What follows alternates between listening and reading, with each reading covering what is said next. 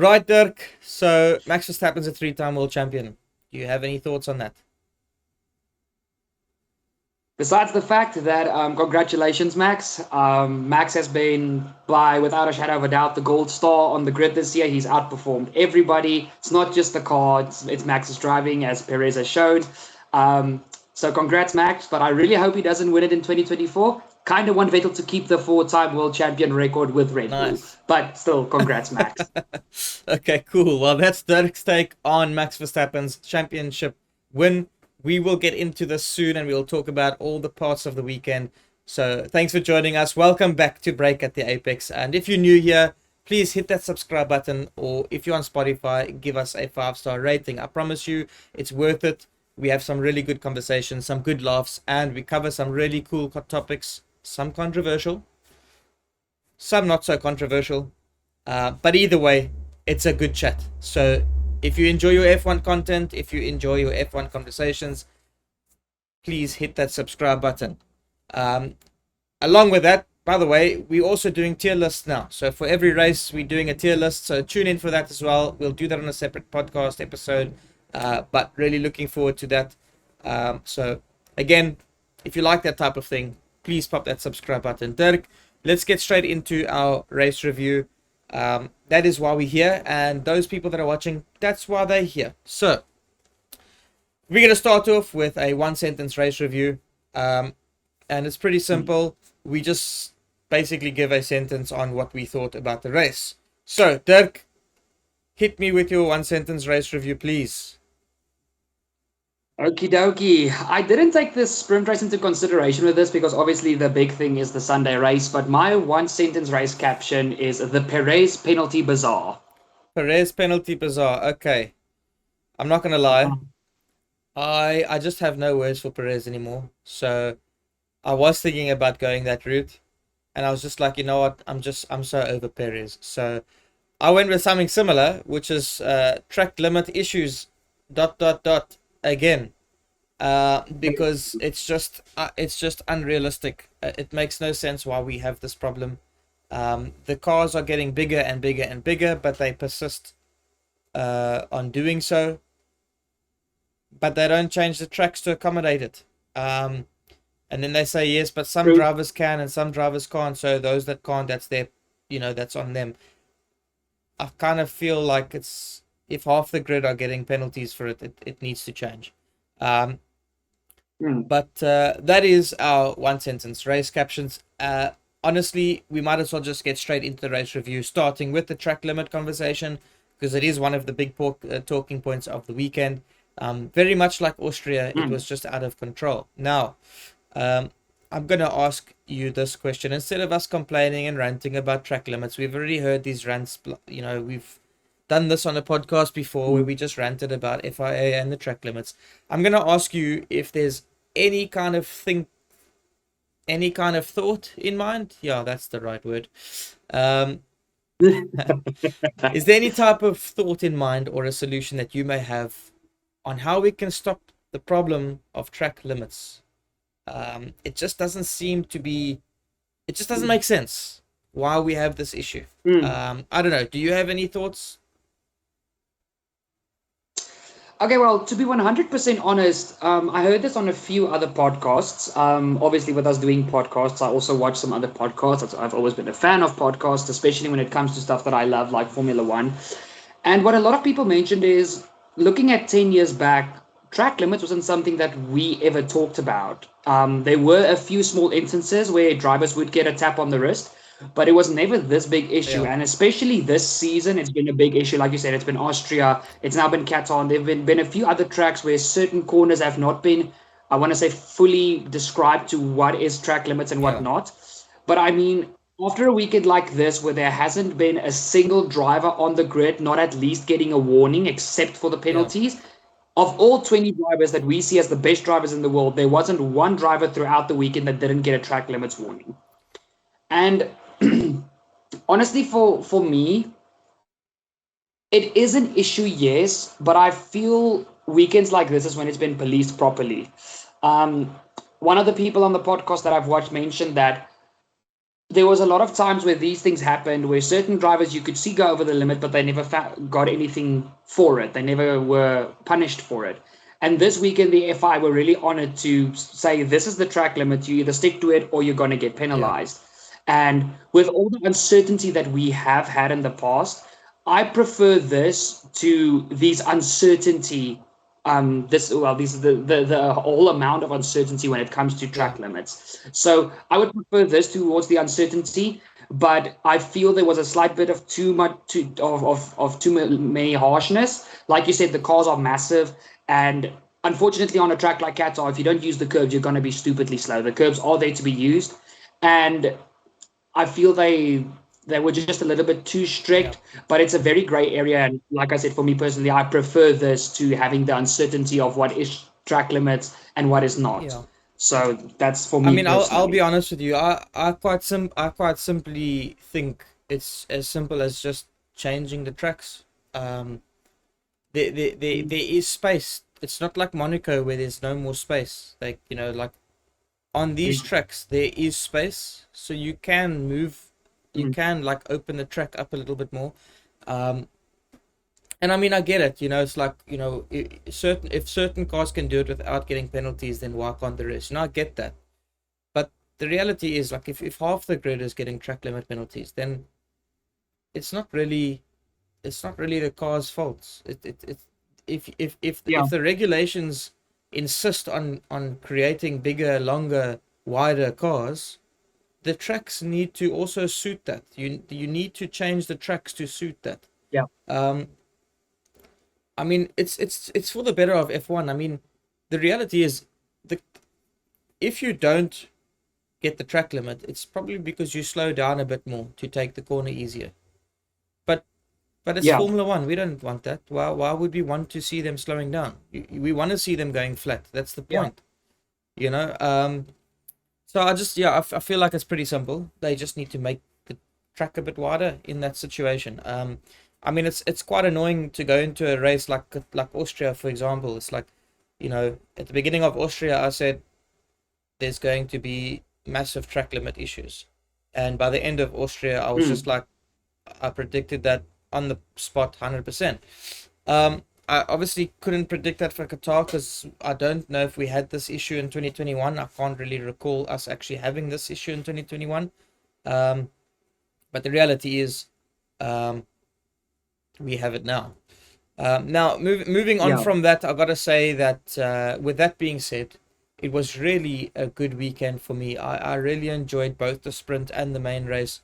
Um, the track is actually really nice. It's really free flowing. It's really quick. There's a lot of Mm, overtaking opportunities. Um, it kind of reminds me a bit of Bahrain. Bahrain is usually a really good racetrack. This year was a bit more boring than usual at Bahrain, but usually Bahrain is quite fun. mm, And usually there's a lot more. There's a lot of overtaking opportunities. Um, but you got to ask the question: would you welcome back Qatar? I certainly will. I think it was a great weekend. Um, and obviously, considering the talk of, is there going to be a race in Africa? Is there going to be a race here and a race there? Obviously, to mm, open up for certain races, they got to, take away certain races. But honestly, I yeah. think Qatar should be here to stay. I quite enjoyed it. I think it offers really good racing. So that's just my opinion on that. What are your thoughts on Qatar? Oh no, I love the Qatar track. The thing for me that's amazing is the Losail International Circuit was originally built for MotoGP, for motorbike racing, and yet besides the curb issue on the tires that I'm sure we're going to get to later, it's a really good track for car racing, and we saw it this weekend with Formula One. Um, the fast flowingness of the track, obviously motorcycles can't take too many very tight aggressive corners like cars can. They don't have the same amount of grip and rubber actually touching the ground, Yeah, but it just made for such a good track. And tracks like this really show the pure speed and yeah, strength of Formula One cars, which for me personally is a thing that I love. And the racing was spectacular. The main straight with only one DRS zone is long enough to make overtakes, and we saw that turn 3, turn 6, and I think it was turn 11, if I'm not mistaken. I'm talking under correction about the last one. We saw overtakes where there wasn't DRS. If you Yeah. got a good run out of the previous corner, you had an opportunity to overtake the driver in front of you without any other assists. So for me personally, I would welcome Qatar back anytime. Yeah. I thought at the beginning when this track was originally introduced in 21, and everybody was like, "This is going to be such a terrible track. It's a motorcycle raceway. It's not going to work for Formula One."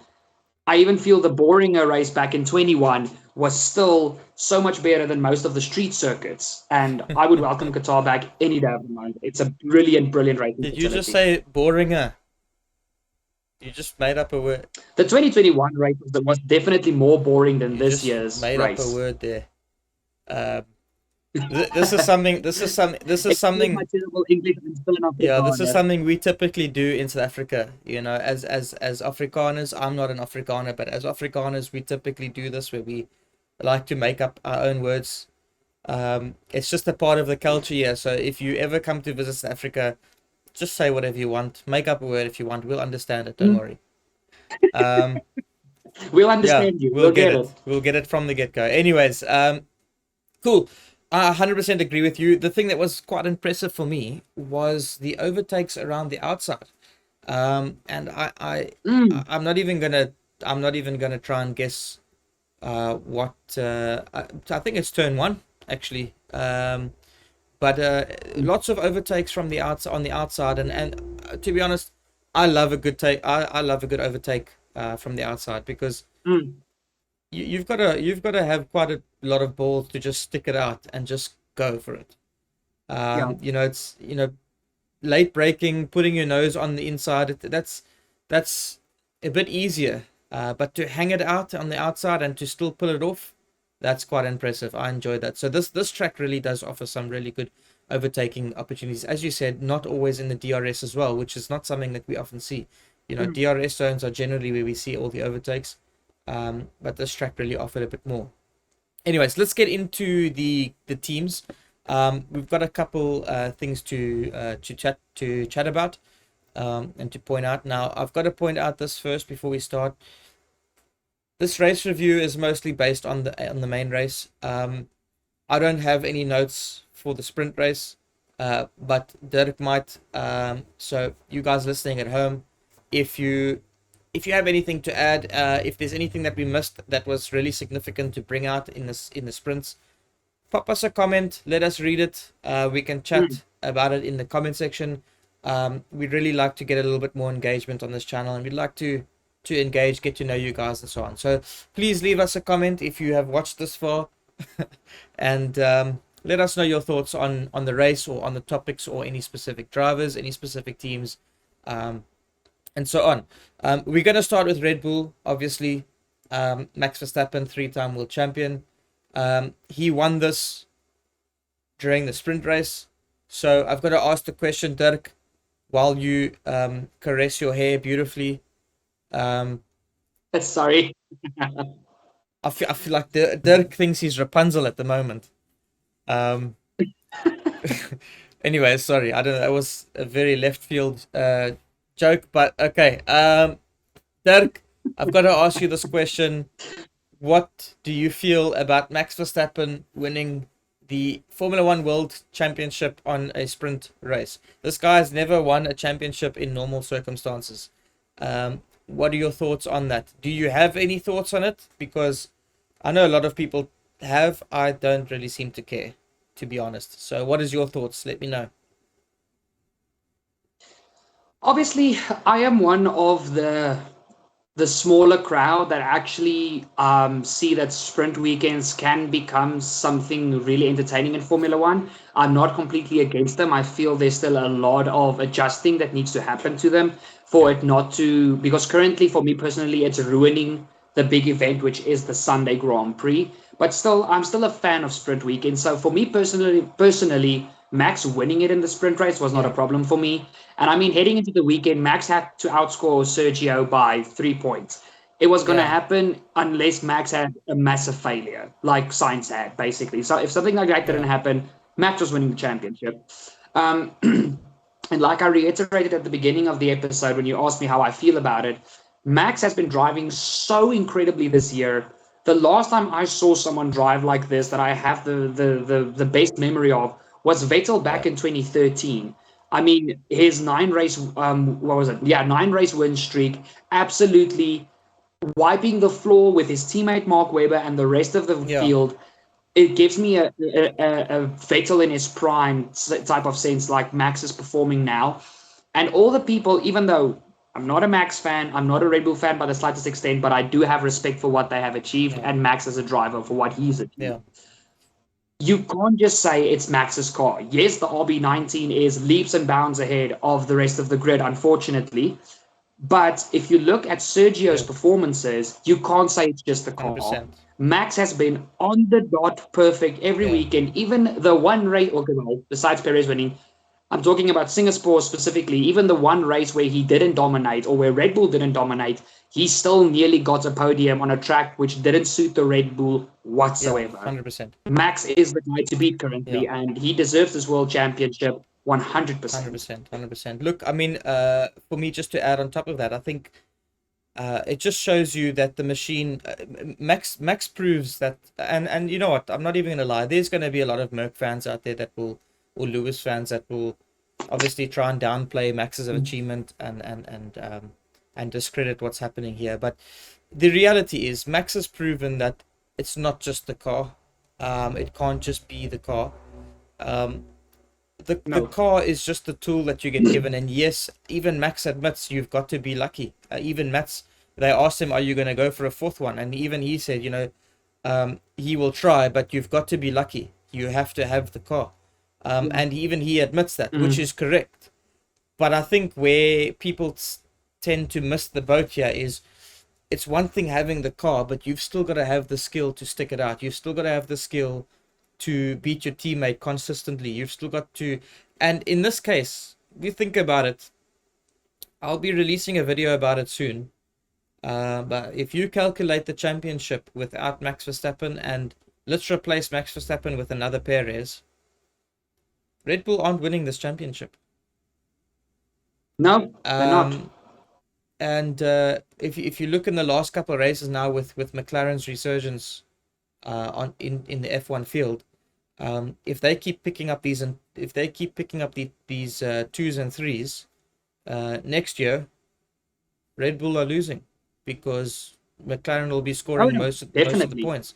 It doesn't matter how much Max is winning by. If Perez is stuck in anything from 6th to 12th or 13th, which is what we're usually seeing, McLaren's winning the championship. So at the end of the day, it's look, I've got no more words for Perez.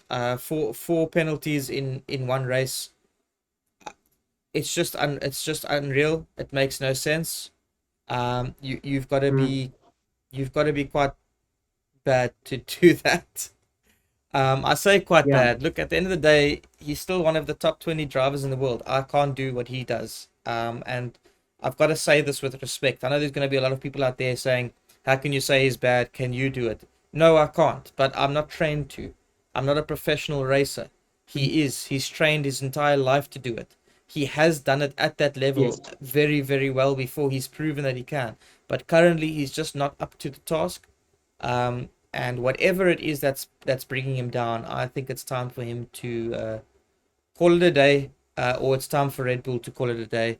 I've got to ask you. Did you see the rumors about Christian Horner telling Perez, like, there was a report released where Christian Horner said Liam Lawson might be getting a Red Bull seat sooner than he thinks if Perez does not pull up his socks. Not in those exact words, but it's like after his performance in Qatar, even Red Bull themselves are like, okay, there's something wrong. He scored. If we have another team contending us for the championship, and this is his performances, we're winning. Like you just reiterated. I mean, the guy's like, he got 0 points on a weekend where he had 2 opportunities to score points. Okay, I'll say 0 points. He got a few, but he only got a few because of penalties, because of Gasly that got his penalty, and I think Stroll also got another penalty. He got 1 point. He didn't score any points in the sprint, and he ended 10th in the actual Grand Prix. So he scored 1 point, where Max scored. What was it? He got 7 for the sprint, plus, so that's 30. That's 34 points over the weekend, in the including fastest fastest lap. lap. Yeah. So it's just an unreal difference between Max and Perez, and it just. I said to somebody on the weekend, if I was an F1 driver, I wouldn't want to race in the same team as Max, because he's clearly, like, he is absolutely a teammate killer, like Alonso was as well. Um, and It still is. and it's anybody that steps into that Red Bull against Max is asking for trouble. But I would like to think Mm. that there are drivers out there that can do it. I mean, Daniel was the last one that could keep up with Max and beat Max at some stages, but Daniel's also obviously lost a lot of his um, form, if you want to call it that. So Mm. I don't know. Lawson seems to adapt quite well. He has adapted into F1 quite well. I've got to ask you this question: what are Red Bull's options, and what are the options? What are Red Bull's options, and what options do we think they should actually take? So, I mean, we're looking at Lawson, we're looking at Yuki, we're looking at Daniel. What other options are there? Realistically speaking, I mean, I know there's obviously rumors about Leclerc, there's rumors about Norris, but realistically speaking, they are in contract still. I don't see how Red Bull can acquire them unless they spend a ridiculous amount of money, but that's not necessary for them to do right now. I just don't see that happening. Look, honestly, in my personal opinion, if Perez performs in the last 5 races this season like he has been now, I don't see Red Bull having any other choice than sacking him. And I know how terrible that sounds. Please, all the Perez lovers, don't hate me in the comments. Hate him. But Just that is go for him. unfortunately a Just fact. In this sport, you either absolutely perform slaughter him. in this sport, you either perform or you take a back seat. There's no two ways about it. And honestly, Graham, to answer your question, I think it would be a terrible career move for Liam Lawson because Max Verstappen is a teammate killer, and Liam. We saw what happened with Gasly. We saw what happened with Albon, and again, they were basically rookies, and Lawson will still technically be a Yeah. rookie going against now a three-time world champion in a car Yeah. that is built around his driving standards. It's gonna yes, Lawson adapts well, but he's gonna have an Albon Gasly moment. Secondly, Yuki Tsunoda. I think Yuki, honestly, between Lawson, Daniel, and Yuki would be the best fit. But again, like you said, you wouldn't want to be Max Verstappen's teammate. For me personally, even though they are within contract, if I was in Helmut Marko, Adrian Newey, and Christian Horner's shoes, I would look at Lando Norris. Yeah. Leclerc won't leave Ferrari. Leclerc is, Yeah. is, is, is pulling a stubborn Afrikaner when it comes to Ferrari. He is so passionate about that team. He will not leave Ferrari unless you offer him £1 billion. Yeah. On the other hand, Norris, yes, McLaren have now started to perform, but how many years have they said we will have the third or the second quickest Yeah. car, and they only get there by the end of the season? They're not really Yeah. there.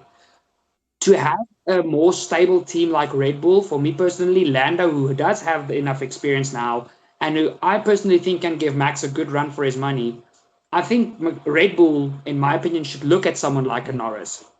Keep your younger drivers in their development, and if they perform and Lando doesn't, you have the Yeah. swap. But for now, Yuki and Lawson for me is not an option. I think Daniel has lost too much pace, and with all due respect to Ricciardo, he's still a race winner. He's a great driver, but he's not the same Ricciardo that he was. And someone like Norris now, who is really starting to peak into the best stage of his career, a move to Red Bull and for Red Bull to buy him out of a contract, I think it would be a brilliant Yeah. move, not just for Red Bull but for Norris as well. Yeah. Look, I mean, I, I tend to agree with you on most things. I will say that I wouldn't mind seeing Ricardo take another shot at it if you consider the fact that, given him the car in testing, he put it on the front row. Well, theoretically, on the front row. Yeah, When was it? Silverstone, hey? Where he did the yeah, test, and his times basically would have put that car on the front row in that Silverstone qualifying, which Perez failed to do. Obviously, that is just over one lap. Obviously, it's also without the pressure because it was testing. think people tend to forget about the fact that pressure also plays a role, and sometimes some drivers don't Yes. fare well under it. But at the end of the day, I think as a fanboy, as a fanboy, I think that's the only reason why I want to see Daniel there, just to prove to the world that he is still Daniel Ricciardo. Do you know what I mean? Obviously, the flip Yes, side to yes, that yes. is if it doesn't turn out well, um, it looks even worse. um, Yeah. but hey, at the end of the day, I think Lawson should be able to adapt. He seems to have adapted very well into Formula One and into a team that's really, the car is really not up to good standards. So I think he'd be able to adapt well. But as you said, um, if Red Bull are going to fight for championships with against rivals that are maybe a lot closer to them, um, you've got to think that maybe having a rookie with Max is not going to work out. So maybe Lando is a good Yeah. option. I'll be honest with you. We say Lando is peaking in his career, but also he's been struggling the last 2 races or 3 races, um, and we'll get into that. But yeah, on Lando, I do think it'll be a good move for him. I just don't want to see it happen. I enjoy the behind the scenes of Formula One. I enjoy the relationships. I enjoy seeing all of these paddock gossip things, and like I enjoy that kind of stuff. And Yeah. I personally just don't want to see Norris and Max have a breakout. They seem to be such good mates. And I messaged somebody the other day. Sorry, yesterday. I saw a clip of the cool down room, and my comment on that clip was just like, I love that podium. It's just such a nice podium because the three of those boys, Yeah. Max, Piastri, and Norris, they just have such a lekker chat when they're together there, and they just laugh at each other all day. Like they're just a bunch of Mm. clowns. Like they're kids having fun, doing what they love, and being damn good at it. And I just love to Yeah. see that. It's really, really cool to see. Anyways, let's not harp on too much on one team. Um, so we'll move over to the big conversation and the big topic of, for me, this podcast in particular, is the McLarens. Now, the two double podiums in a row. Hey? Yep. Japan and Qatar. Yeah, the two double podiums in a row for them, which I think is absolutely phenomenal for a team that was arguably one of the worst teams of the season at the start of the season. Um, Oh, I mean, they absolutely. were arguably, I mean, they were literally at the back, even though they had a couple okay performances. They were like literally the wooden spoon team. And for me, somebody who does support them along with Red Bull, it's like, yeah, I was happy because Red Bull's winning, but I was also sad because like I support a team at the front and I support a team that's right at the back, and it's just like quite Mm. contrasting. But now I get to support them both in the front and doing really well. Um, we've got to pick out the highlights of McLaren's performances. One of them being the young man Piastri. I say young man. Mm. He's probably not much younger than you, because you are a young man. But he's something special, isn't he? Um, we talk about the Aussie curse. For me, there's an Aussie curse. Ricardo and Webber, both talented, both really, really good drivers, both race winners, both worthy of being championship winners if they just got it right, Mhm. but just fell short. But I feel like Piastri, I feel, is the one to break that curse. He just seems to be in a league of his own Yeah. when it comes to these Australian drivers. And if I'm quite honest with you, I've got to ask you this question now, and I don't want to jump the gun, and I know a lot of people are probably going to have my neck for this, and how can you ask such a dumb question? Maybe it's dumb to some, but I'm just thinking yeah, I'm just thinking about the bigger picture here. In terms of his career leading up until F1, could Piastri be the next Max Verstappen? Um, when I say the next Max Verstappen, I'm talking about perhaps the next generational talent that is ready to dominate the sport, and perhaps have an error owing to him. every one of these generational talent drivers have their own sort of era. You have the Vettel era and the uh, uh, Schumacher era and the Lewis era, and currently now the Max era. Are we going to see a Piastri era? Well, Graham, to reiterate my very controversial point in the previous podcast, remember when I said out loud, Piastri is better than Yeah. Norris? And I will stand by that. And honestly, I think Piastri is the next generational talent. If you look at what he did in the lower ranks, F2, F3, he won both in his rookie season. And even earlier than that, always, whatever discipline he entered, he was in the top five. Yeah. And the thing for Piastri for me that stands out is his ability, even when things go wrong, how he stays calm. He stays calm, he keeps himself collected, and he will only really give a reaction when he's by himself. We've never seen Piastri overreact with an interview, or if there's some sort of contact to like immediately just blame someone. He wants to get his ducks in a row.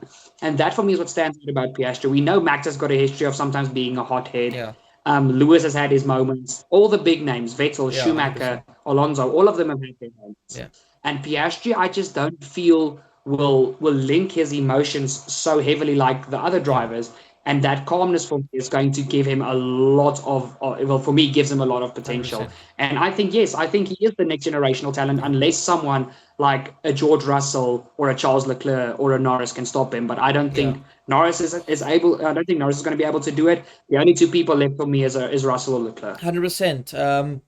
And I stand by what you say with regards to the his calm, his cool cat sort of attitude. He just seems really calm in the car, and it doesn't matter whether the guy wins a race and he's just like, right guys, that was great.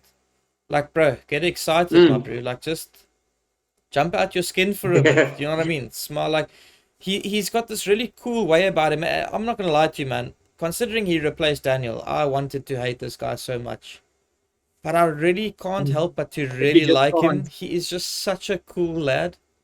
He's just got this really cool way about him. He's so chill, but he loves a good joke. He has a bit of fun. When he's in his interviews, especially now when we've seen him in the cool down rooms with the other guys and in the press conferences, he cracks a couple of jokes. He has a good conversation, has a good laugh with Max and Lando. He's just such a chilled guy. I mean, even online, him and his mom, his mother. I don't know if you've seen his mother's tweets, but his mother's No. his mother's banter is unreal, bro. His mother's banter is so unreal. You must really go and have a look at it. His mother disses him and banters with him a lot.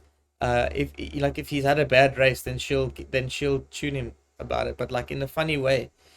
And I think I guess that's irrelevant to most people, but the reason why I'm bringing that up is just because he obviously comes from a background where he's got a very good-natured people around him, and so I think that's what he's used to, and I just like that, man. He's a humble chap, but in my opinion, he's a humble chap, but he's a winner. He's won everything leading up to F1, and he's won an F1 race, even if it is just a sprint. Personally, I would like to think that he probably is the next Max Verstappen. Just simply because I am predicting McLaren to really come back into winning ways. And I think that Piastri might give Norris quite a hard time. I'm not going to go out on a limb yet I'm not going to go out and say that he's better than Norris just yet. I think he is better than Norris in the sense that it's his rookie year and he's already getting the better of Norris in certain cases. But in most instances, Norris still has him. But, next year or the year after, once he's a bit more involved with the team, once he understands things a little bit better, he could give Norris quite a hard time. I do think Norris is still one of the most talented drivers on the on the field.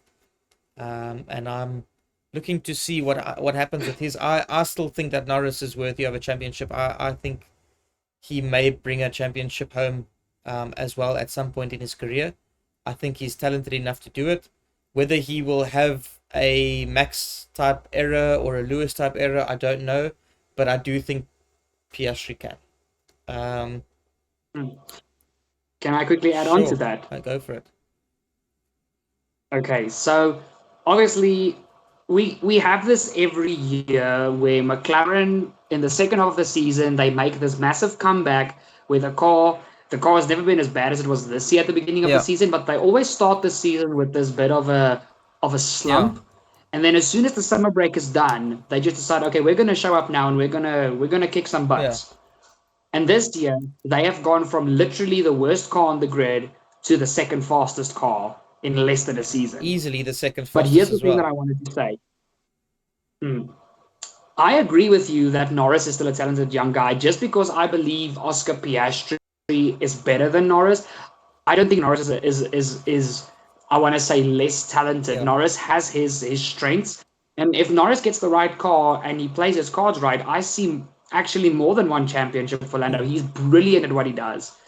Um, but for me, the big thing is the regulations again for next season. There's nothing yet yeah, announced that's going to change.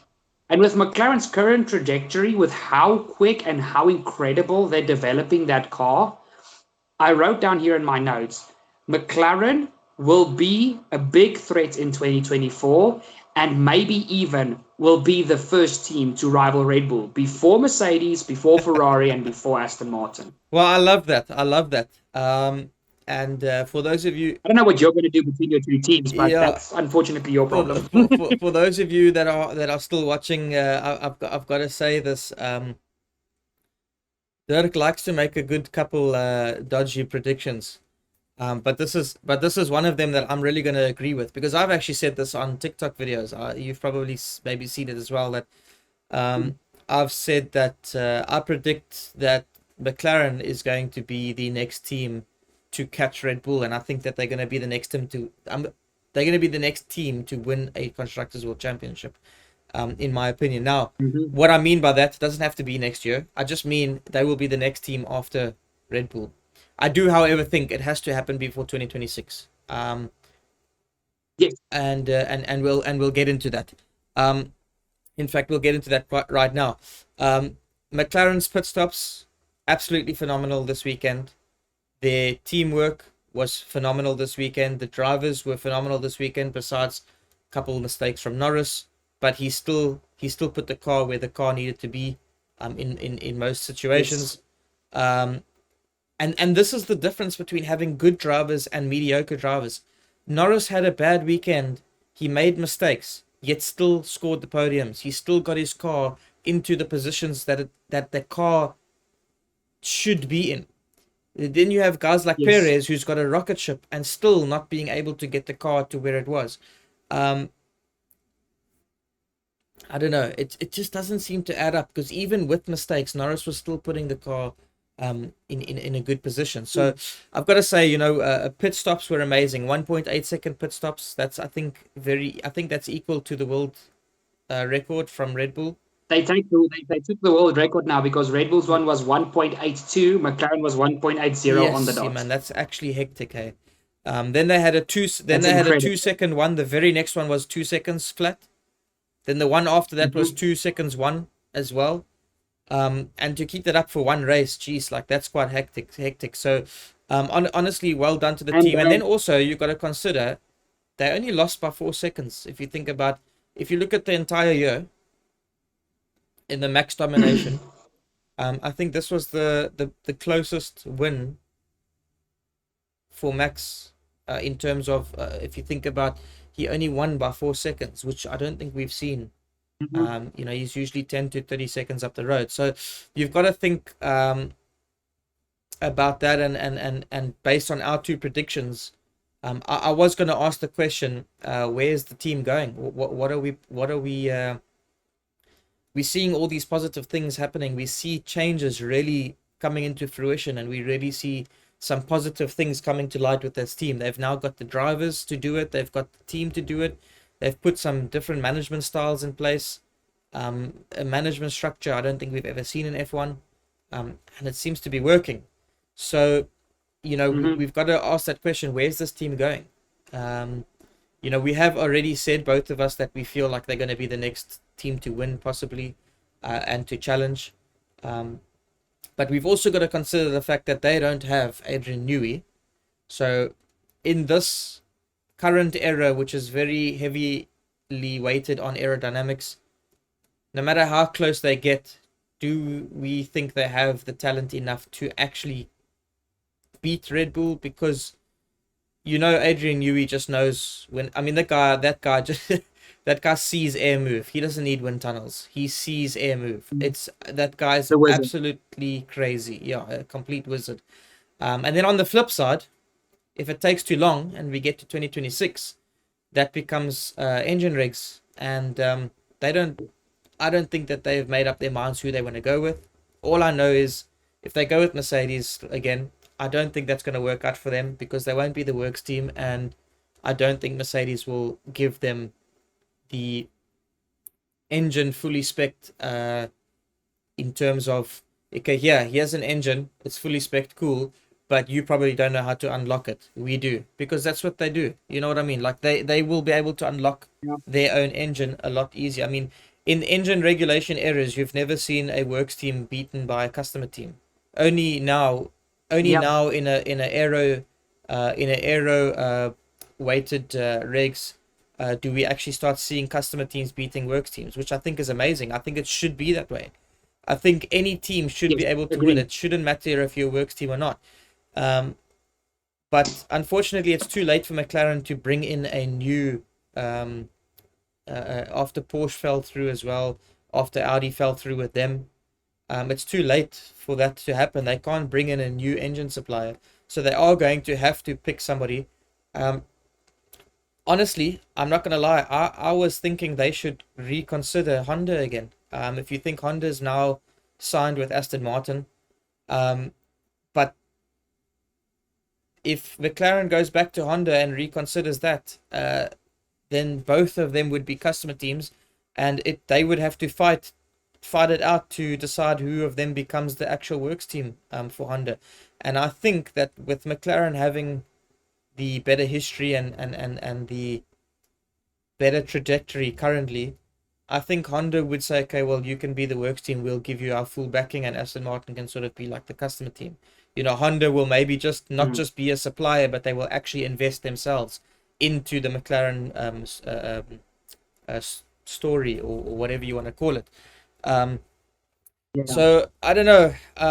Where do we think this team is going? Do we think they can figure this out before 2026, or do you think that they still have a shot after 2026 if they make the right moves? Look, unfortunately, when it comes to a massive engine regulation update, every single team on that grid is completely pummeled into uncertainty. Whether you're a manufacturer team or whether you're someone that gets an engine secondhand, if I can put it that way, everybody is completely in disarray. So for 2026 onwards, I don't see McLaren actually being there unless they sign someone like Honda or they stick with Mercedes. Yeah. I understand your point about Mercedes, but McLaren and Mercedes have been partners even before McLaren went Yeah. through the whole McLaren Honda, McLaren Renault's partner. They've been partners for many years in the V8 and V10 era. I don't think Mercedes will do them in that bad. Obviously, the Mercedes team themselves will get priority, but I think there will be a definite stage where the engines will be figured out Yeah. and all the cars will once again have the same engines. It might not happen in 26, but if you look at 27 and 28, the potential will be back. Yeah.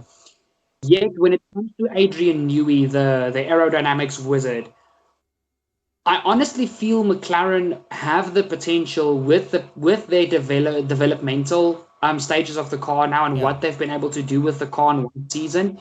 I honestly think they have potential. Yes, Max is at the peak of his career, and Red Bull are currently once again like the early 2010s, the team to beat. Yeah. But I honestly think McLaren have got it. I mean, once again, with all due respect to Ricciardo, he wasn't the guy. All due respect to Carlos, yes, Lando was still in his rookie stages, but Lando was on the similar pace to Sainz. And Now with Piastri, who's got so much potential, Norris, who's got so much potential, and both guys having Yeah. incredible pace, beside the constructors, I think fighting it out for the drivers, even and if you Yeah. include Max and hopefully for my sake, say a Leclerc or a Sainz from Ferrari, McLaren for me personally, and it hurts me to say this as a Ferrari fan, but they've got for me the most potential to rival Red Bull Yeah. and beat them. They don't have clowns for strategists, and they actually have a epic functioning team right now. The teams, the what do you call it? Like they're hyped. They're Yeah. in a good space. Everything is going in the right direction, and I feel their mentality is in Yeah. a better space than Red Bull Well, right I've, now. I've got to say, And to come back yeah. to oh sorry. To come back to what you said about Max only winning by 4 seconds, I mean, listen to Max's radio message after the race. He said, "Guys, this was a bit of a close call, but well done for the weekend." Yeah. Yeah. Yeah. Max already sees that there is There is something coming something. from behind, and one of my points also for McLaren was that Piastri outclassed Norris the whole Yeah. weekend. And yes, by the end of the Grand Prix, Lando was quicker. But as soon as Piastri realized that McLaren were maybe even thinking of swapping them, he put his foot down and he stretched the gap again. Yeah. It's not like Norris was like literally hounding his gearbox. And that for me says you've got two incredible drivers. You've got a team Yeah. that's getting back to where they were in the late 2000s. There's potential there to beat Red Bull. I Yeah, and honestly you've think also got so. to think if Red Bull continue on with Perez, you've got to think that Max could Mhm. probably look. Max is Max. I think at this current point in time, we Mhm. can say is Piastri the next Max, but at the same time, he's just not Max. Max is in a league of his own at the moment in that Red Bull Yeah. specifically, so he could probably easily run away with the championship again next year in terms of the drivers. But if Red Bull stick with Perez and McLaren continue as it is, they could still win that constructors title, um, because of No, how agree. things are going. So, yeah, I guess you are right. I think they do have what it takes to do it soon, sooner rather than later in terms of winning a constructors again. Mm. Whether they can win the drivers title or not, that still maybe a little bit wary about, just simply because of the fact that Max is there, and if that Red Bull is still superior, he is still going to just be a beast. That's just the Max Yes. effect. That's just the Max effect, and that's just something we need to just get used to. Um, but yeah, and you obviously you were talking about Norris now as well. Not sort of hounding Piastri. And also making a lot of mistakes. Piastri had the better of him all weekend. I know it's only a one weekend or 2 weekends that we've been seeing this, but I've got to ask. Are we seeing Norris buckle under pressure here? Is Piastri giving him a bit of a shake-up? Is it too early to tell, or maybe it's just a once-off? Maybe Norris is just trying to figure something out. Um, personally, I don't. Personally, I think Norris is maybe just going through something, and he'll figure it out soon.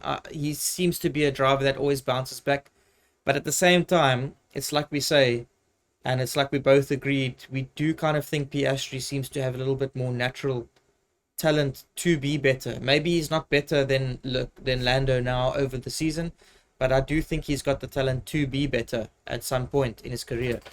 Mm. Um, what are your thoughts on that? Do you think there's a bit of pressure there? Look, it would be, for me personally, it would be foolish to say that Lando is not feeling the pressure from Piastri because obviously when Sainz was still there, Lando was still a rookie. He just had to match Sainz, which he Yeah, did. When Ricardo was there, Ricardo was not performing as well as he could have, and Lando was the team leader. But now with Piastri, it's the first time in this team where he's had a teammate that has really come and ruffled the yeah, feathers. And honestly, I think it is a bit soon to say that he's like completely buckling under pressure. I tend to agree with you that he's busy figuring something out. I think overall, at this stage of both of their careers, Lando will be the better yeah, one. I just think future reference Piastri is going to start to outperform yeah, Lando. But again, nothing against Lando's talent and his skill. He's yeah, incredible. I just think he's had a few. Well, this weekend, I think he just had an off weekend. He was also one of the drivers, especially in qualifying, that struggled with track yeah, limits.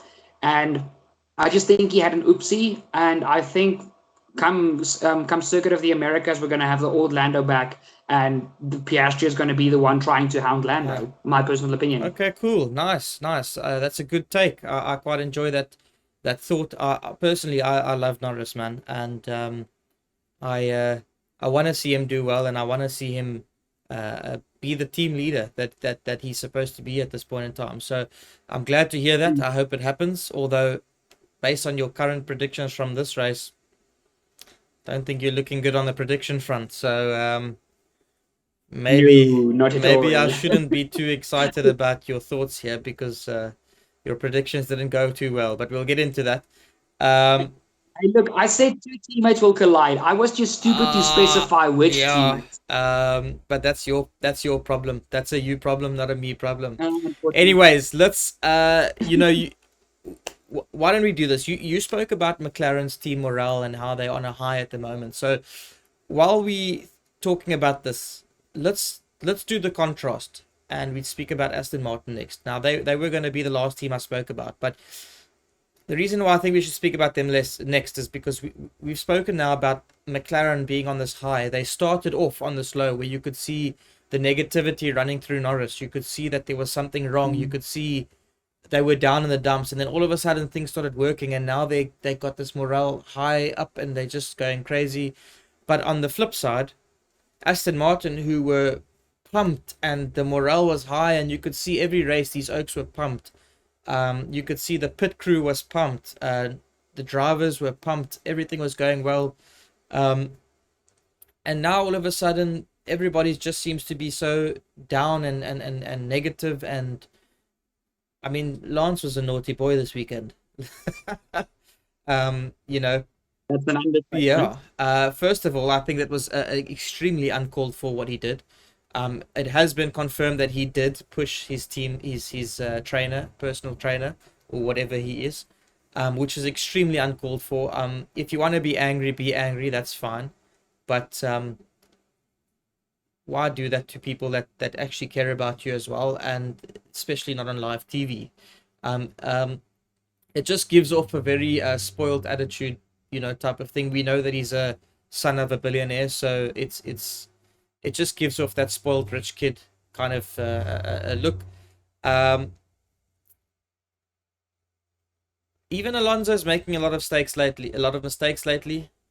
He's making some mistakes. He's also not looking the same as what he was a couple races ago, where he was just super pumped and on it.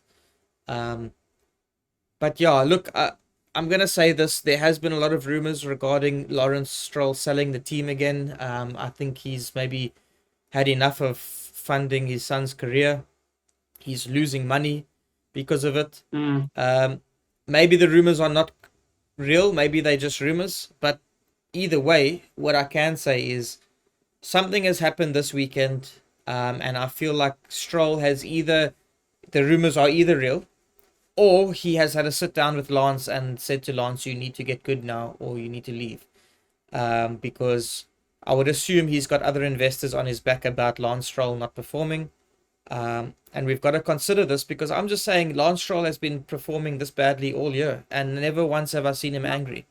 All of a sudden, the guy comes in 16th. He's been in worse positions, happy.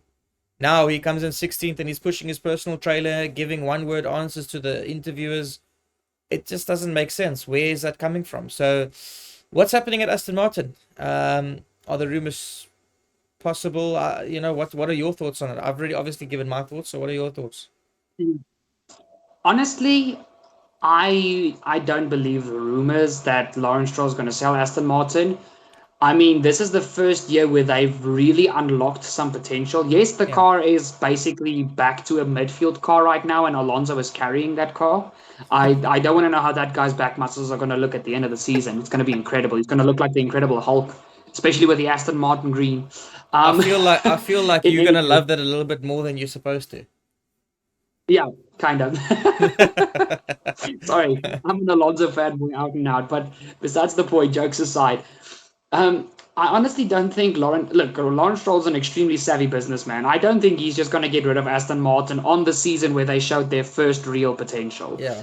And I mean, he said when he bought the team that he wants to make this team a world championship team. Yeah. But what I do agree with, someone or something happened that that Lance Stroll is starting to realize Yeah. I am in danger because 100%. Alonso has been destroying him the whole season, and the Yeah. times where Lance has beaten Alonso, it's literally been where Alonso has either had damage to his car or something was going Yeah, horribly wrong. or he let him win. He just said, "Oh, don't worry, Lance. I'll just Mm. stick here. I'm not going to overtake you. It's fine." Yeah. In Spain. So we all know, just like Verstappen, Alonso is the teammate killer, and unfortunately, he's been doing that to Lance this year. Yeah. And yes, it's fun to have your dad be the owner of a team, but it's the same like with the Red Bull Perez situation. If Aston Martin come out with a car next year that is the Red Bull of this year or is on pace with a team and they can win the Constructors' Championship, you can't have your second driver finishing 30, 40 seconds down the road from his own teammate. Yeah. And yes, Lance had a terrible qualifying, but his actual race, besides the penalties, he had a pretty good race performance, but he still wasn't close to Alonso. He 100%. still was miles behind Alonso. And Yeah. Alonso, again, when you talked about the team morale, I honestly think the team morale is starting to get to Alonso because when the team was on a high, I mean, we saw it every single race weekend. Alonso was on it, podium after podium after podium. I mean, the can Alonso dethrone Verstappen 3 weeks that it lasted. But as soon now that the car has started, as they've stopped development to focus on next Yeah. year's car and the car's gotten worse, it seems to be affecting Fernando as well. And I honestly feel he had the pace to beat Leclerc this weekend. He should have been P5, not P6. But very uncharacteristic mistake from Fernando. A few mistakes actually, but he's still carrying the team. And I think 100%. Lance is in is in a period now where he's realizing if I don't wake up soon, I'm no longer being in Formula One, or I'm going to a team like AlphaTauri. You Yeah. know, it's there's definitely something that happened. I also feel it was uncalled for him just pushing his personal trainer out of the way. Yeah. Obviously, I understand. Emotions are high. You're disappointed in yourself. You know the car's got better pace. You should have extracted it, Yeah. but it's uncalled for. Like you said, it's live TV. And I mean, there was even stuff like he punched as he went to the back of the garage. He just punched one of the walls. It looked like the entire garage was going to fall upon Yeah. itself. But Lance can't be having these emotional breakouts. He needs to find another way to cope with this, Yeah. and he needs to pull up his socks because I honestly think now that Alonso has shown what this car can do with the right team pushing Yeah. it, you can't have a driver like Lance Yeah. losing you points. Yeah, no, that's 100% correct. And I won't lie to you.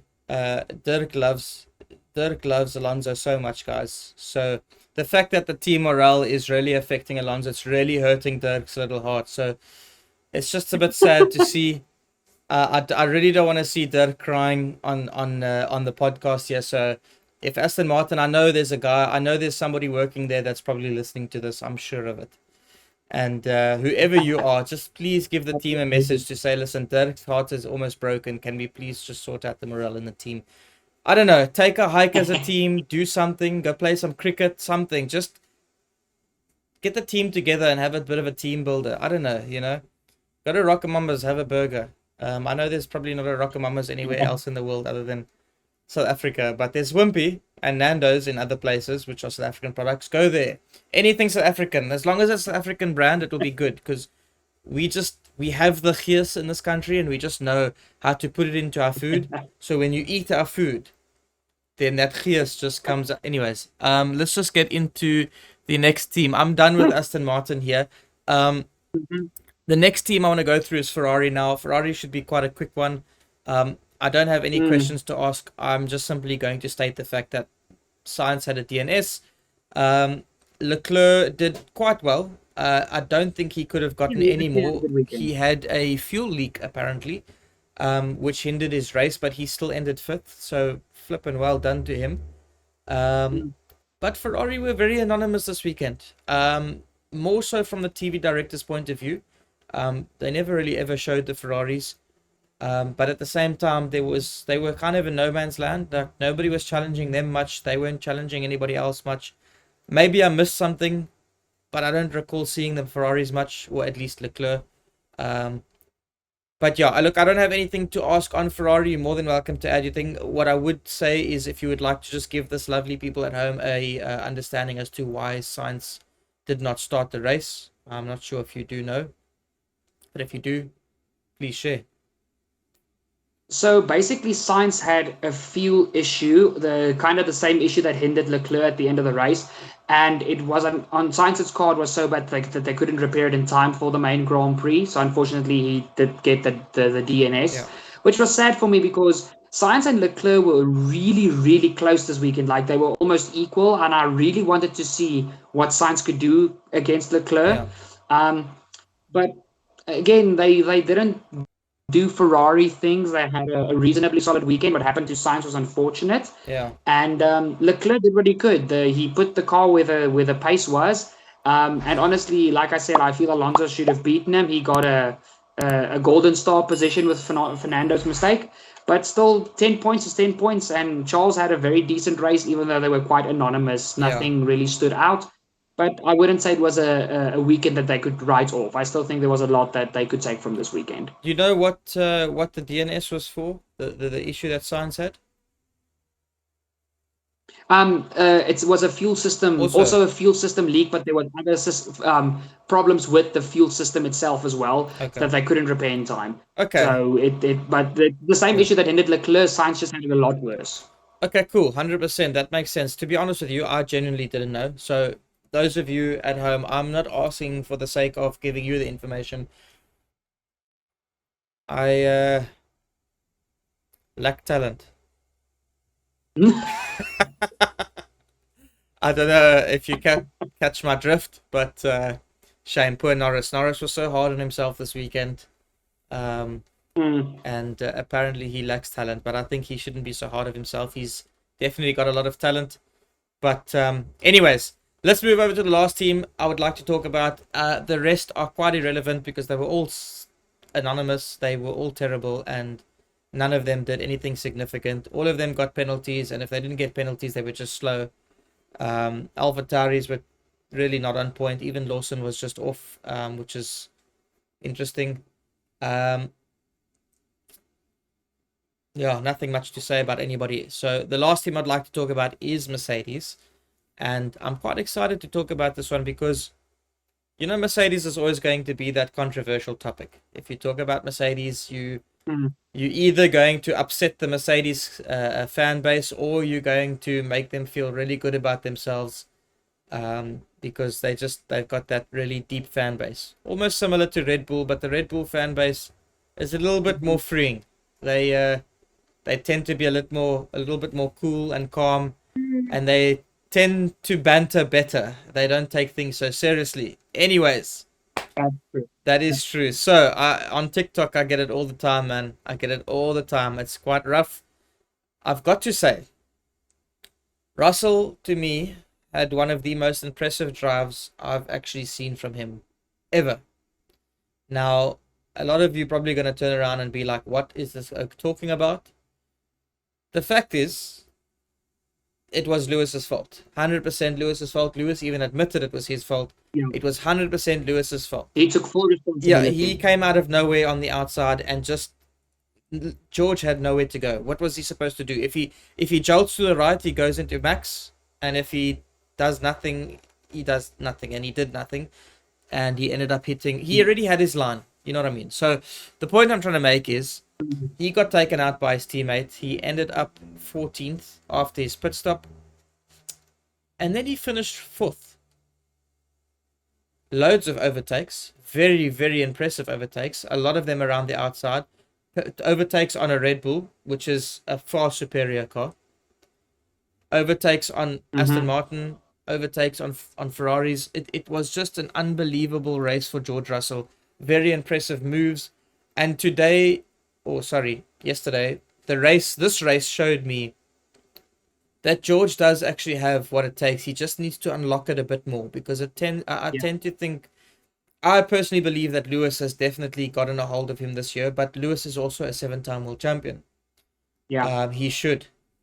But I personally, I'm starting to see that Russell definitely has that that dog in him, that champions need to have to win, to make those overtake. He almost reminds me of Ricardo in a way, who isn't a champion, but if you think about Ricardo in the Red Bull, um, anytime he was further down on the grid, he always came up and he always did it in absolutely legit fashion where he was just Yeah. overtaking like crazy. And it was almost like that kind of thing. It was just such perfect, fashionable. It was amazing. I've got nothing to say about that. So, um, I've got to ask one thing. This is the question I have for Mercedes now, and that question is: it's been a couple of races now where George has been really close to Lewis, and they've been battling, and I'm really not surprised that they came together because it's been coming along for a while now. Hmm. But I've got to ask the question, considering that George is this close to Lewis, or has been in these last couple of races, do you think that George has what it takes to actually take it to Lewis? Given a winning car, if they got given a winning car, do you think that George will be able to take it to Lewis? I honestly think he would be able to take it to Lewis.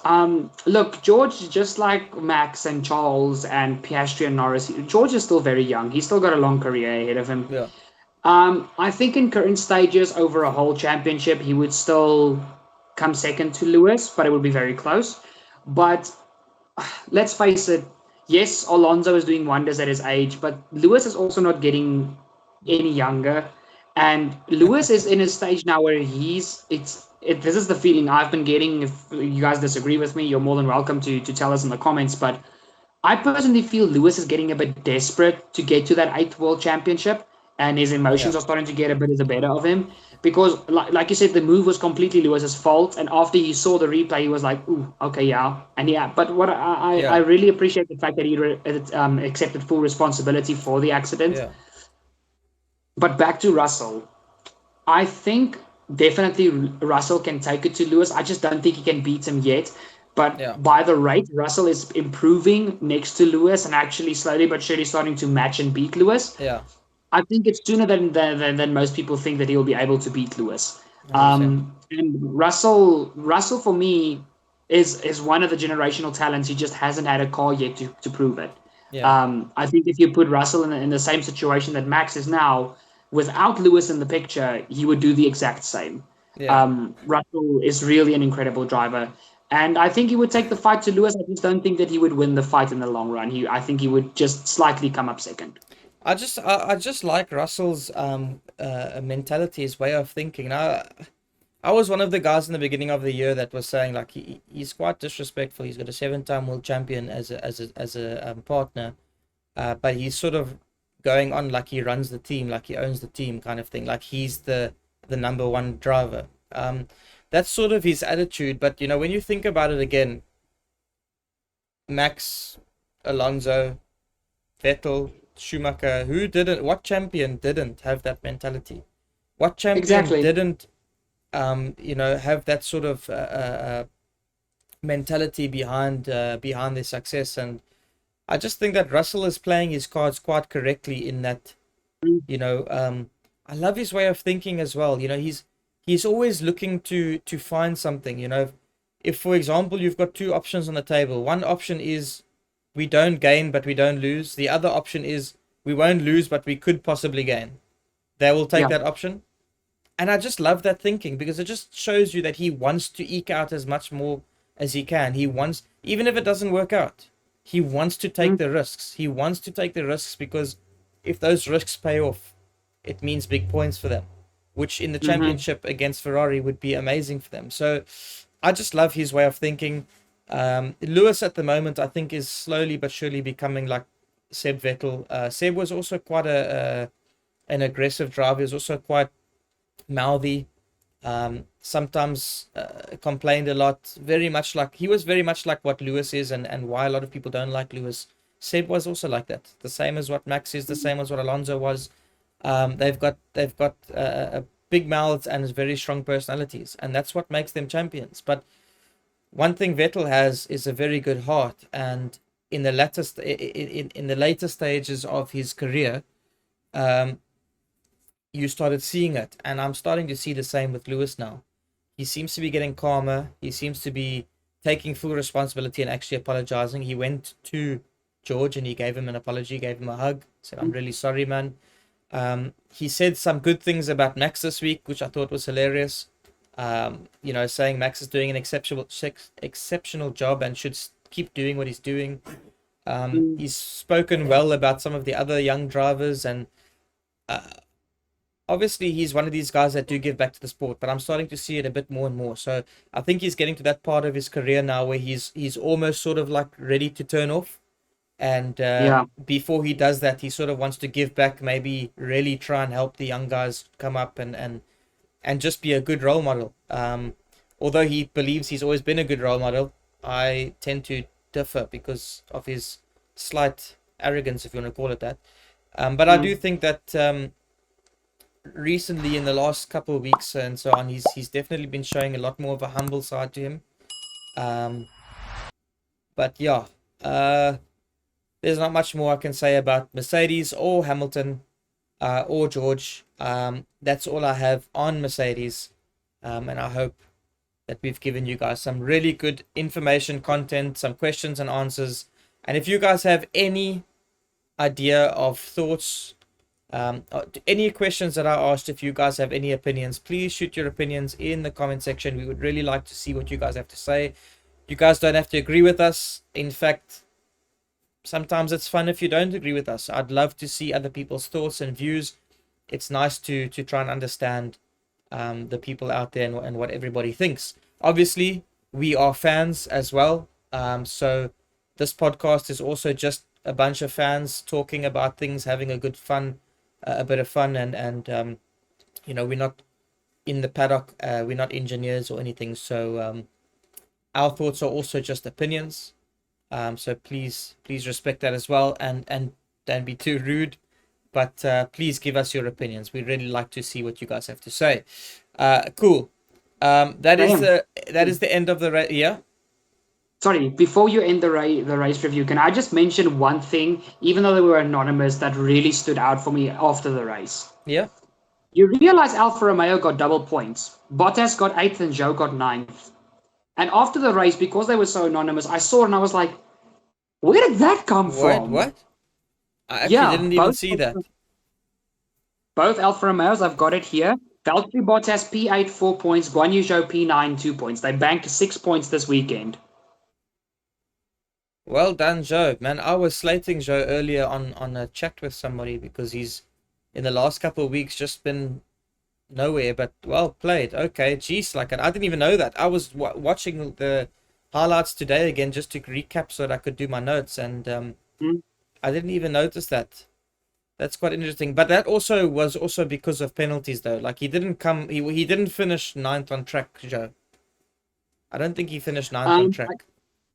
Yeah, because I think he was behind the whole Stroll-Perez battle, but he was following them closely and trying to get involved, and the car just didn't have the pace to do so.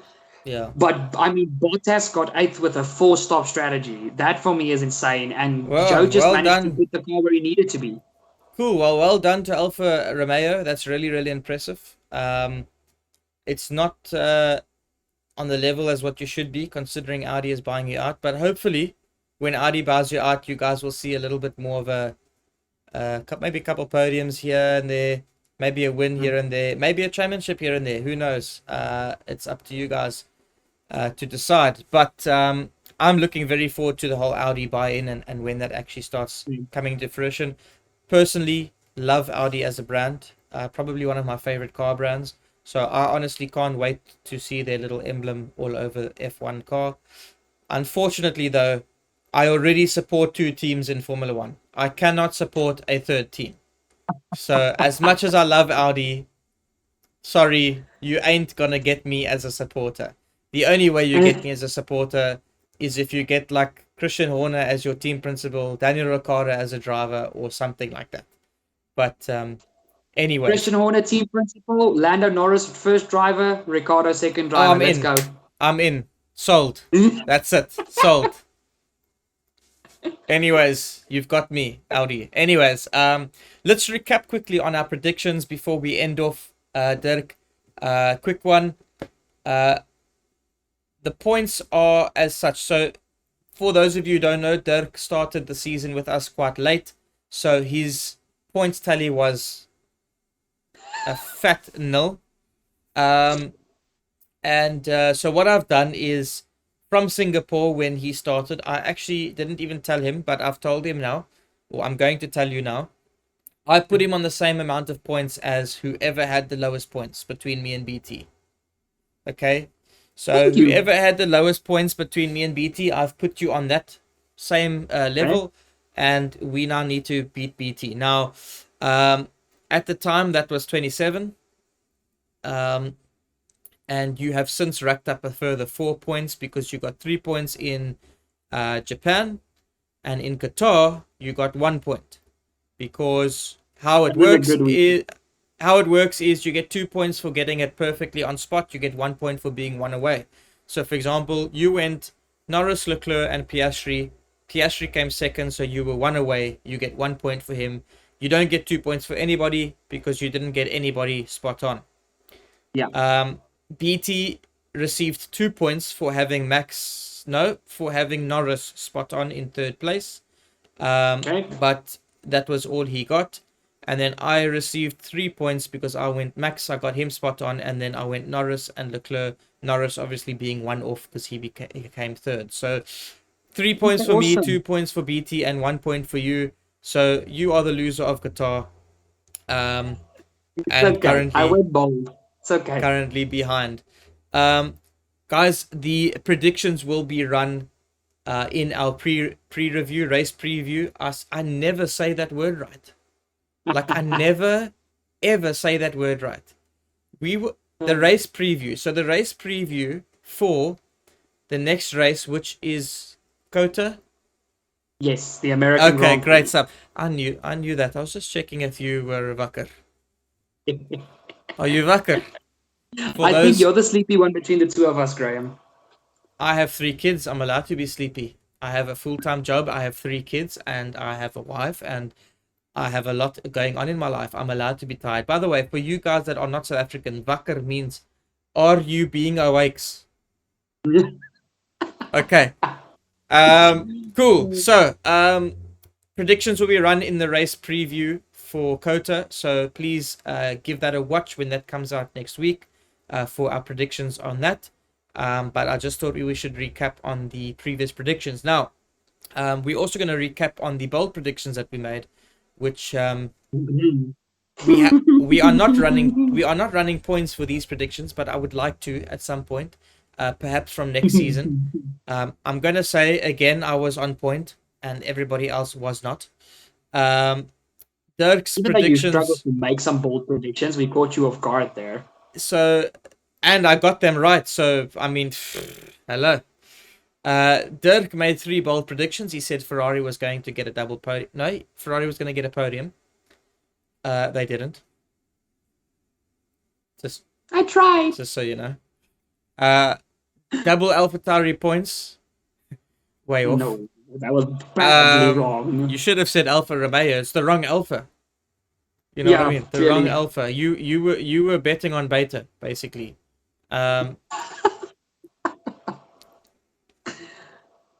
see, it's getting that. I had all day now to make my jokes, and I didn't. So now they're coming now.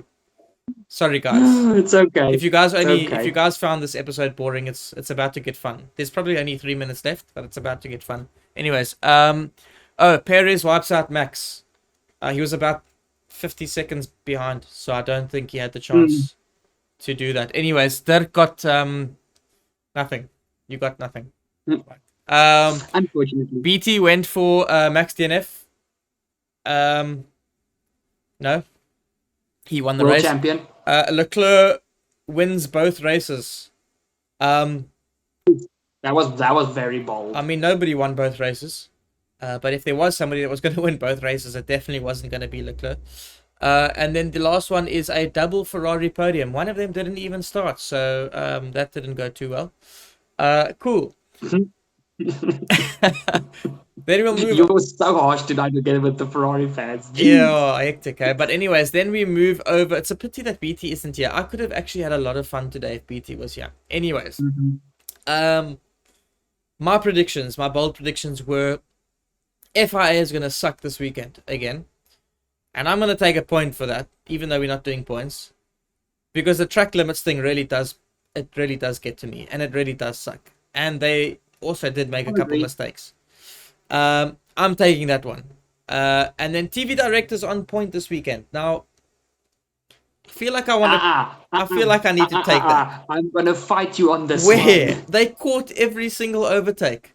What did they miss? Ooh. What did they miss? Okay.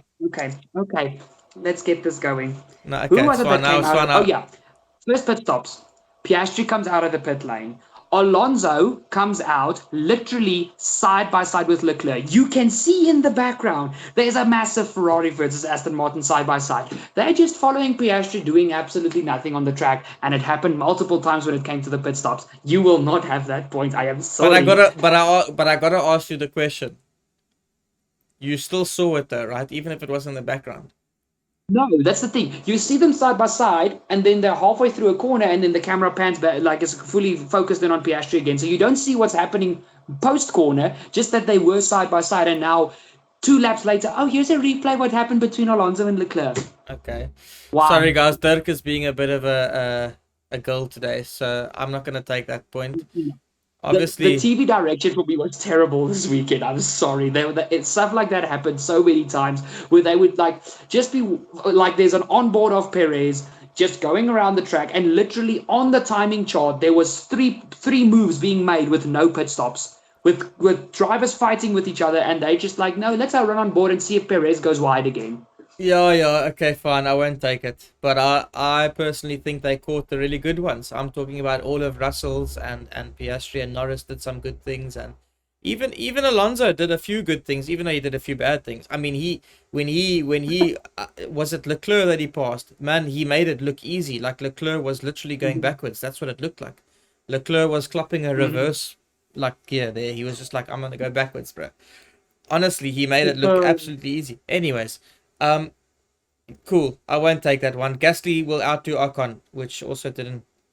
Anyways, so we're gonna end it over there, and we're gonna call it a day on the race review. Before we go, last thing that we like to end off with is the rate the race. Dirk, please do not piss me off today. Please give the race a proper rating. What is your rate for the race, please? You're still gonna hate me because I'm gonna rank it higher than Zandvoort, but I'm gonna give it an 8 out of 10. Okay. Okay, I'm not gonna hate you for that. I'm going to accept that. Only because I've already forgotten about Zandvoort now. Now, Zandvoort definitely was my 10 out of 10 race for this year. I do remember that. But I do agree with the rating. I also gave Qatar an 8 out of 10. So it looks like we've agreed here. So well done to Qatar. I will have you guys back again. It was epic and cannot wait to see the races in Qatar again. Cannot wait for Kota, and we will see you guys there.